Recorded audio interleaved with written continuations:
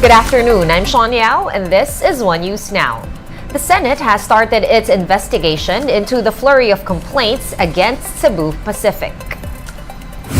At the start of the inquiry this morning, several passengers and even senators shared their own experiences with the carrier.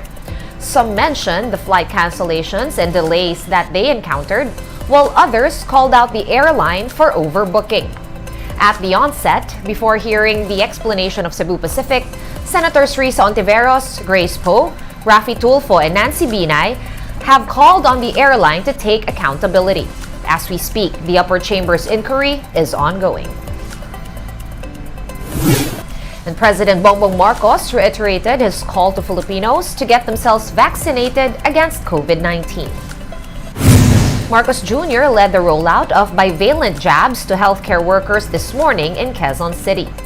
The chief executive assured that primary and booster shots will remain free and available, especially to the more vulnerable populations of senior citizens and the immunocompromised. The president also said that the fight against COVID-19 is not yet over. So we must not let our guard down. Although the rest of society, the other sectors of our society that have tried to move on and say the emergency is over, and certainly in a way we can say that is the case. However, it is not over completely, and that is why we should not be complacent. Moving on to other news, the series of public hearings on wage hike petitions for Metro Manila workers began today. The Regional Tripartite Wages and Productivity Board is encouraging all stakeholders to attend the discussions so that they can share their inputs on the proposal for pay increase. Among the petitions to be taken up is the 100 peso across-the-board daily minimum wage hike being pushed by the kapatiran ng manggagawa. Aside from Metro Manila, 4 other regions have also put forward their requests for pay adjustments. Meron pa hong 3 regions na merong petition. Ito ho ay sa Region 4A, Calabarzon, Region 6 at sa Region 7. Sa ngayon po, ang NCR pa lang po yung merong pinatawag na public hearing. Yun hong ibang regions ay hindi pa ho sila nagpapatawag ng public hearing. They are still either in the process of consultation or scanning of the socio-economic environment. Right, heads up everyone, it will be a very long Wednesday today, literally. According to Pagasa, June 21 is the longest day and shortest night of the year for the Philippines as the country marks the summer solstice. The State Weather Bureau said that the sun rose at 5:28 in the morning today and will set at 6:28 in the evening. That's exactly 13 hours of daylight, leaving only 11 hours of nighttime. Moving on, the YouTube channel of controversial preacher Apollo Quiboloy has been taken down.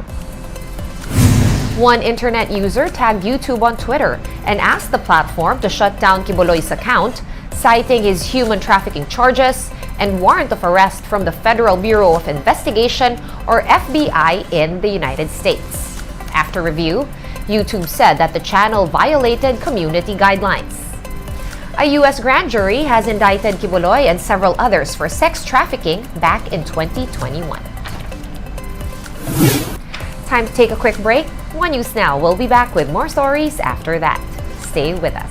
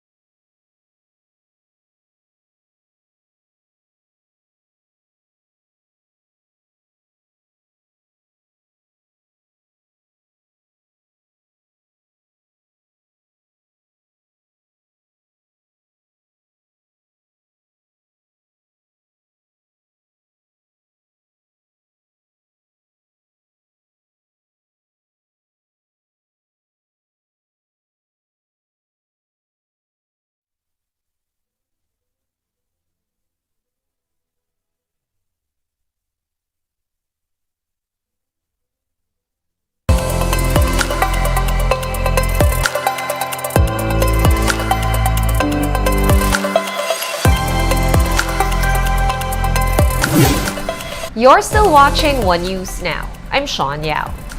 Senators had varying reactions on Health Secretary Ted Urbos's plan to hire nursing graduates who flunked the board exams. For Senator Coco Pimentel, the proposal is only a short-term solution to the country's lack of nurses. Instead, he urges the DOH to focus on the root cause of the shortage, which is the very low pay of nurses. The lawmaker also raised concerns on the possible impact of this plan on the public healthcare system.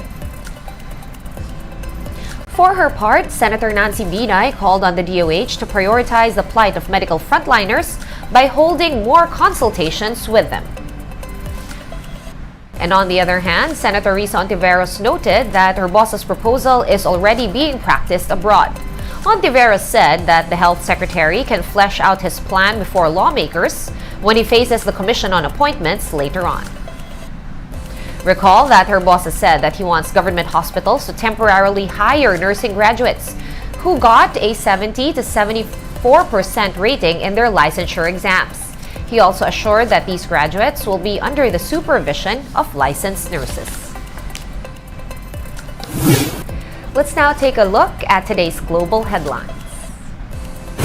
Rescuers are racing against time as they scour thousands of square miles in the North Atlantic for a missing submersible. The 21-foot Titan disappeared on Sunday while taking tourists to see the wreck of the Titanic off of Canada's coast. One pilot and 4 passengers were inside the submersible when it lost communication about an hour and 45 minutes into its dive. U.S. Secretary of State Anthony Blinken wrapped up his 2-day visit to China, where he met with Chinese President Xi Jinping and other top officials. Washington and Beijing agreed to stabilize their bilateral relations on the grounds of mutual respect. Blinken is the first cabinet member of the Biden administration to visit China. And U.S. President Joe Biden was a bit more hostile toward his Chinese counterpart, calling Xi Jinping a dictator. Biden made this remark a day after Blinken met with President Xi to ease tensions between the two superpowers. Biden also said that Xi was embarrassed when a Chinese balloon was blown off course over the United States earlier this year.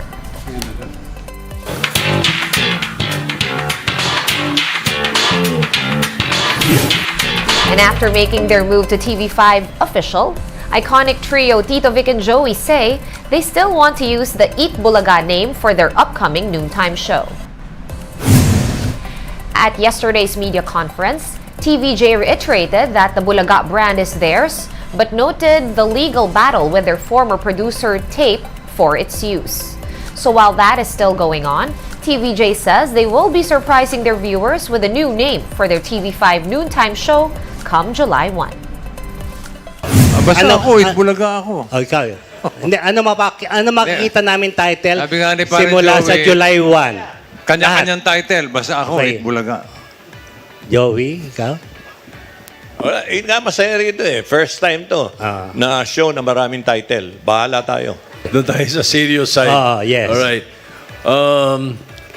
We definitely are working on the legal side na Itbulaga.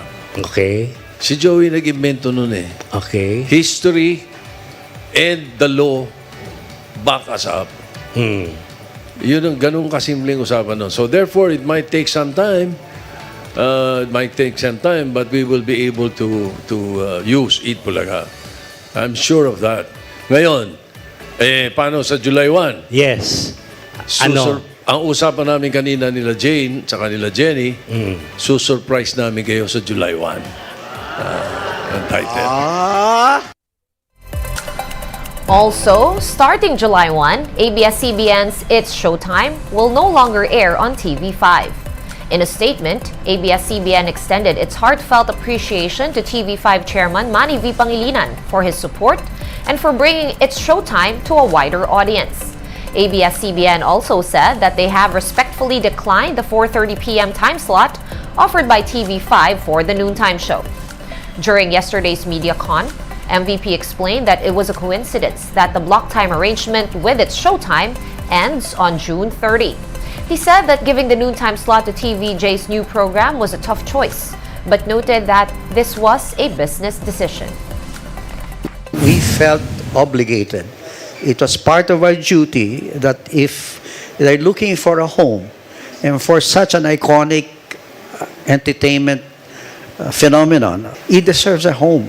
And it's our obligation to provide them a home. Hindi kami nagkulang sa pagtulong sa ABS naman. We're proud of what we have done for them. One News Now will be back at 3 p.m. I'm Sean Yao. We are One News.